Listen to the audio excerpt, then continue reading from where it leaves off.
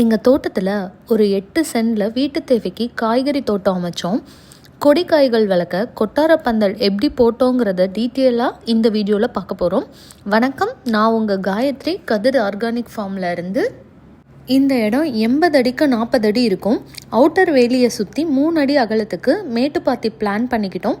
அப்புறம் நடுவில் 2 கொட்டார பந்தல் போட பிளான் பண்ணோம். ஒரு பந்தலும் 30 அடி நீளம், 10 அடி அகலம், 8 அடி உயரம் இருக்கும். இந்த அளவுக்கு நூல் கட்டி மார்க் பண்ணி 30 அடியை 3ஆக பிரித்து 10 அடிக்கு 2 சைடும் குழி போட்டுக்கிட்டோம்.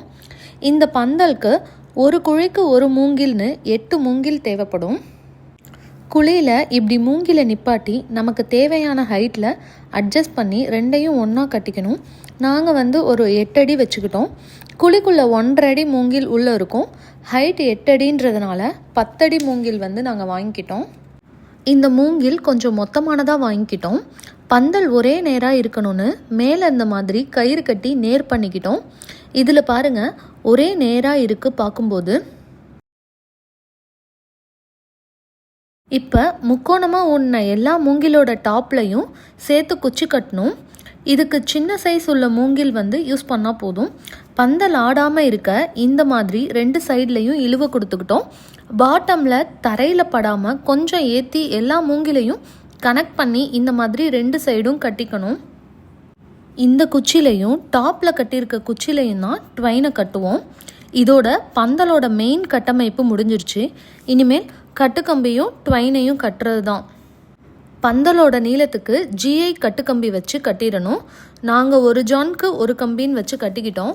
எல்லா மூங்கிலையும் கட்டுக்கம்பியை டைட்டாக ஸ்டிஃபாக கட்டிக்கணும், லூஸாக இருக்கக்கூடாது. அடுத்து இனிமேல் ட்வைன் கட்டுறது தான். ஒவ்வொரு டைமும் நூலை அளந்து கட் பண்ணுறதுக்கு ரொம்ப டைம் எடுக்கும்.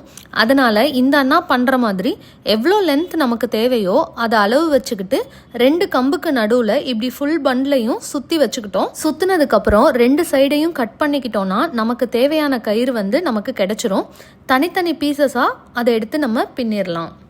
நம்ம கட் பண்ண ட்வைன்லாம் இந்த மாதிரி சிக்கலாகாமல் இருக்க தனித்தனியாக அந்தந்த இடத்துல கீழே போட்டு வச்சுக்கிட்டோம். இப்போ நம்ம கட் பண்ணி வச்சுருக்க ட்வைனை பந்தலில் எப்படி பின்னுறோன்னு பாருங்கள்.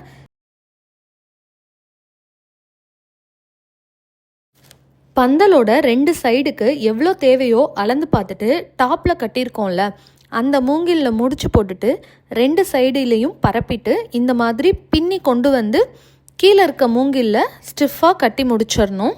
இந்த அண்ணா பண்ணுறாங்க பாருங்கள். இது மாதிரி தான் ட்வைனை கட்டுக்கம்பியில் விட்டு பின்னி கட்டணும். இதையும் 1 ஜான் இடைவேளையில் தான் நாங்கள் கட்டிக்கிட்டோம்.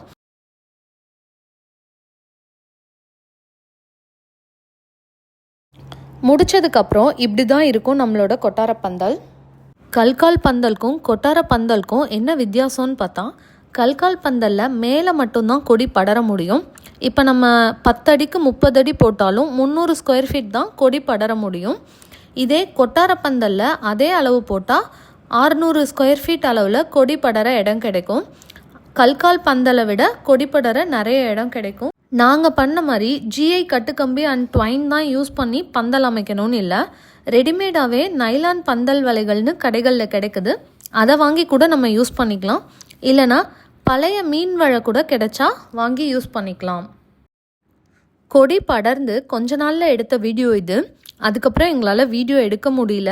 ஆனால் பந்தலே தெரியாத அளவு கொடி படர்ந்து மறைச்சிருச்சு. இந்த பந்தல் போட்டு 1 வருஷம் ஆயிடுச்சு.